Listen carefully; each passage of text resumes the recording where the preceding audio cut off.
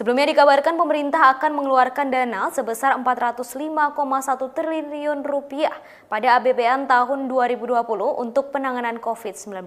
Komisi Pemberantasan Korupsi atau KPK mengingatkan ada ancaman hukuman mati untuk oknum yang korupsi dana anggaran penanganan COVID-19 tersebut. PLT juru bicara KPK, Ali Fikri, pada Rabu 1 April 2020 memastikan KPK akan mengawasi pengelolaan anggaran tersebut. Saat ini KPK terus berkoordinasi dengan Lembaga Kebijakan Pengadaan Barang Jasa Pemerintah atau LKPP dan Badan Pengawasan Keuangan dan Pembangunan atau BPKP. Koordinasi itu dilakukan untuk mengatasi praktik korupsi dalam pengelolaan anggaran penanggulangan COVID-19. Dikutip dari tribunnews.com, Rabu 1 April 2020, dana 405,1 triliun rupiah tersebut akan dialokasikan untuk beberapa hal. Bidang kesehatan sebesar 75 triliun rupiah, perlindungan sosial 110 triliun rupiah, insentif perpajakan dan stimulus kredit usaha rakyat sebesar 70,1 triliun rupiah. Kemudian pembiayaan program pemulihan ekonomi nasional termasuk restrukturisasi kredit serta penjaminan dan pembiayaan dunia usaha, khususnya untuk usaha mikro kecil menengah atau UMKM senilai 150 triliun rupiah. Pemerintah memutuskan total tambahan belanja dan pembiayaan APBN tahun 2020 untuk penanganan COVID-19 adalah sebesar 405,1 triliun rupiah. Komisi Pemberantasan Korupsi atau KPK mengingatkan ada ancaman hukuman mati untuk oknum yang korupsi dana anggaran penanganan COVID-19 tersebut. KPK menunjukkan sejumlah barang bukti dugaan suap pengadaan barang atau jasa terkait bansos penanganan COVID-19 di Kementerian Sosial. Sejumlah barang bukti yang diperlihatkan oleh KPK adalah uang senilai 14,5 miliar rupiah yang terdiri dari pecahan mata uang rupiah, dolar Amerika, dan pecahan uang dolar Singapura. Seluruh uang ini dimasukkan ke dalam 7 buah koper berukuran besar dan juga ada yang sedang, tas ransel, serta amplop.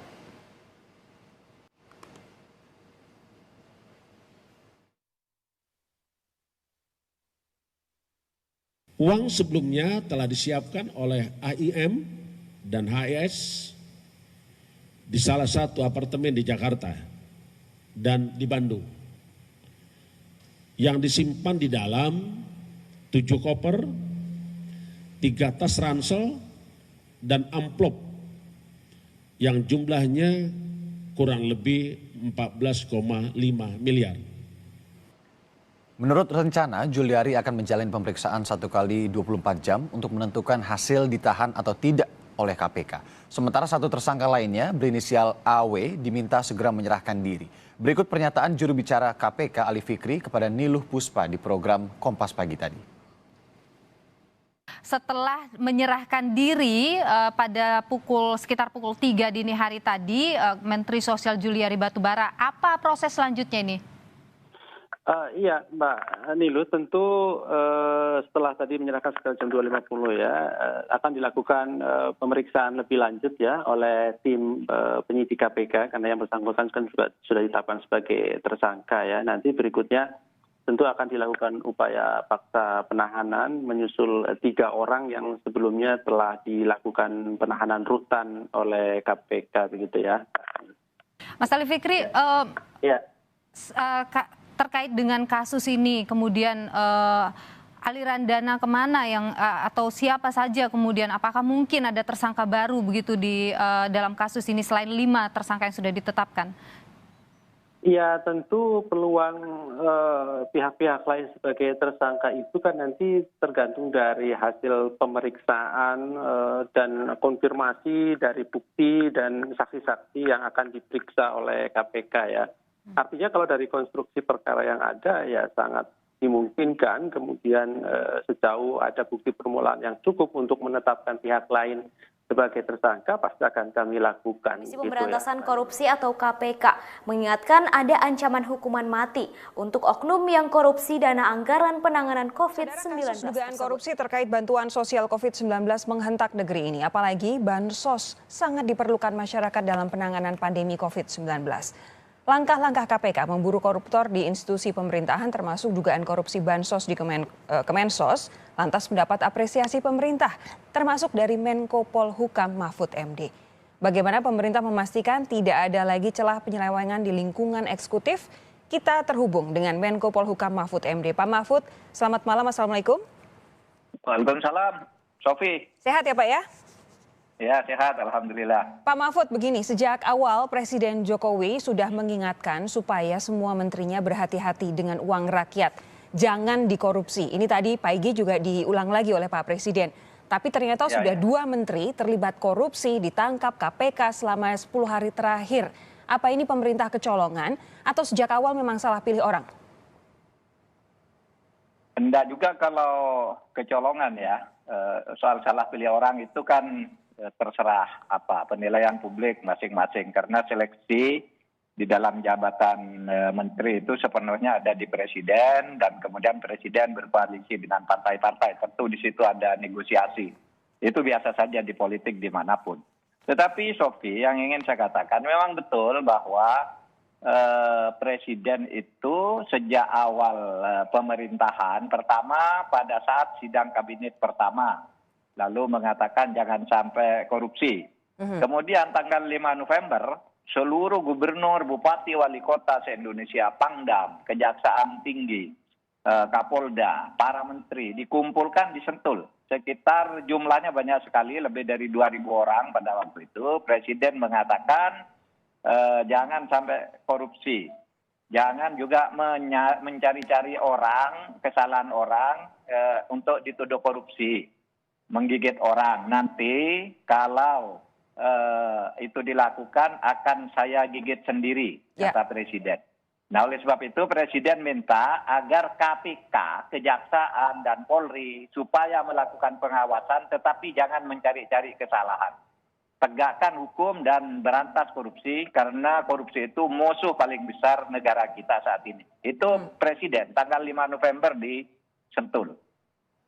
Oke. Gitu, Sofi.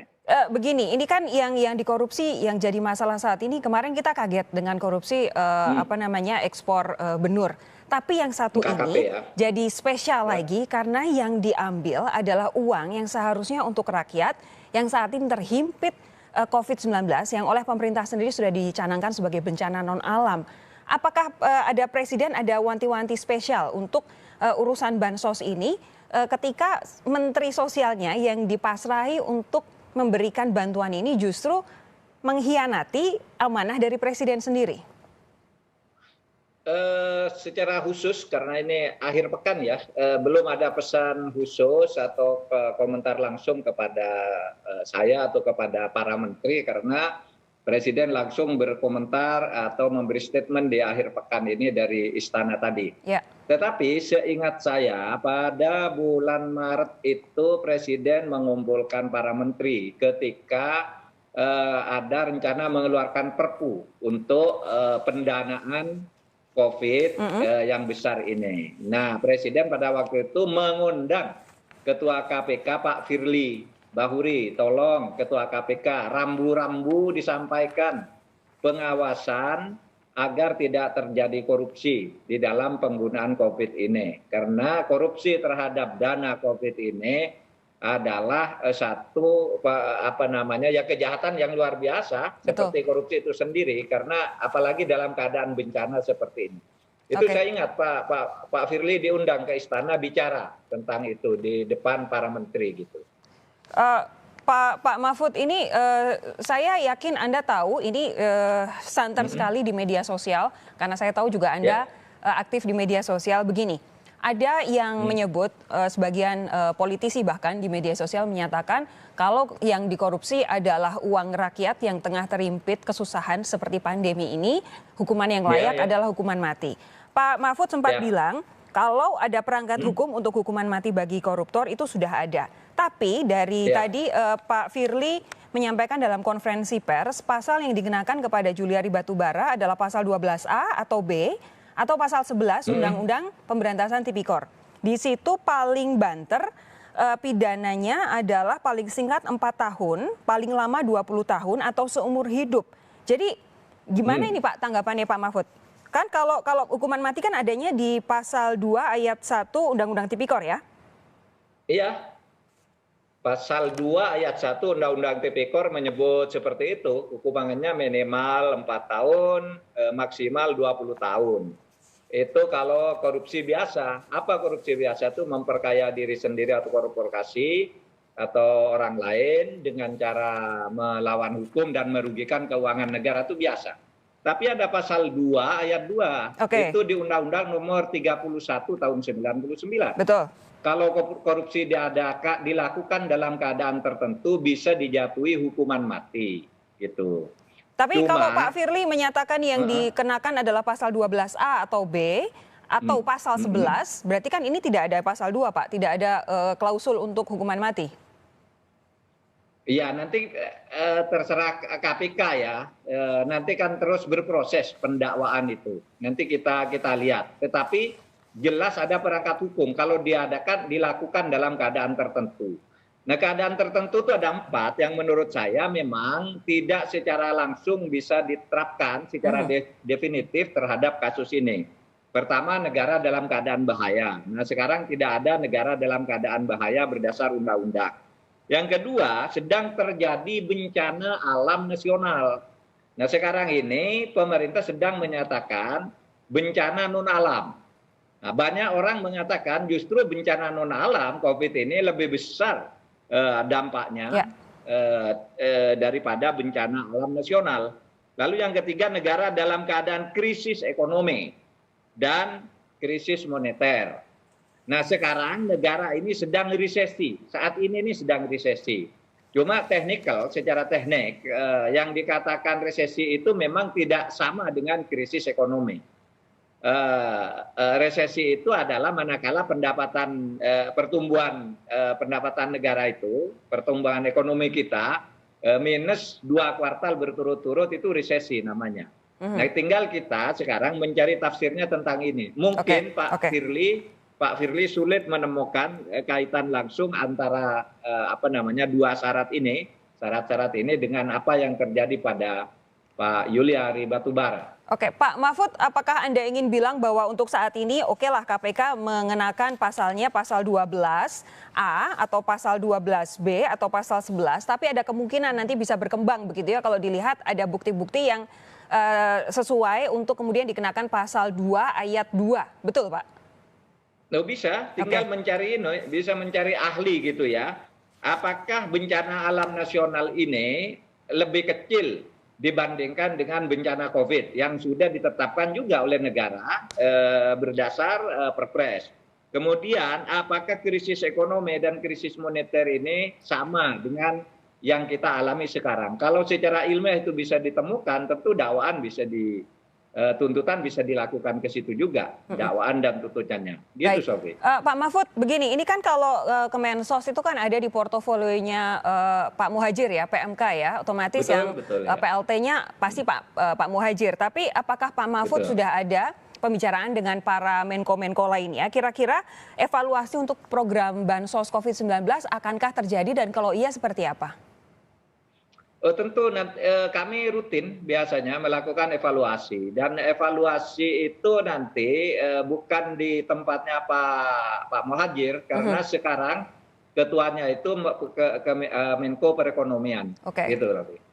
Oke, jadi nanti akan dibahas lagi ya untuk evaluasi dan juga pelaksanaan bansos sesudah ini ya? Oh pasti. Presiden biasanya seminggu sekali itu mengadakan rapat tentang ini. Gitu. Pak, mungkinkah Pak bantuannya ini kan kalau ada pengadaannya rawan bocornya, yang kami tahu dari pernyataan Ketua KPK kan dikutip 10.000 per kepala. Ini kan rawan bocor kalau pengadaan berupa barang. Iya, betul. Apakah ada kemungkinan bantuan sosialnya langsung berupa uang tunai saja misalkan? Bisa kan, nanti tinggal diatur teknisnya. Bahkan dalam yang bantuan sosial dalam bentuk uang tunai juga ada kan, yang 600.000 per kepala itu kan dikirim ke rekening masing-masing gitu. Karena dulu kalau dilewatkan aparat itu di RT dipotong, di kelurahan dipotong, di kecamatan dipotong, lalu kita minta rekening masing-masing yang bisa Komisi dijangkau. Pemberantasan Korupsi Firly Bahuri dalam berbagai kesempatan ini pernah menyatakan bahwa koruptor bansos pandemi bisa dihukum mati. KPK pun menangkap Menteri Sosial Juliari. Kepepet juga, tapi buat beli anuan dan raktir selingkuhan. Dengar kabar menterinya jadi tersangka, terus presidennya gimana?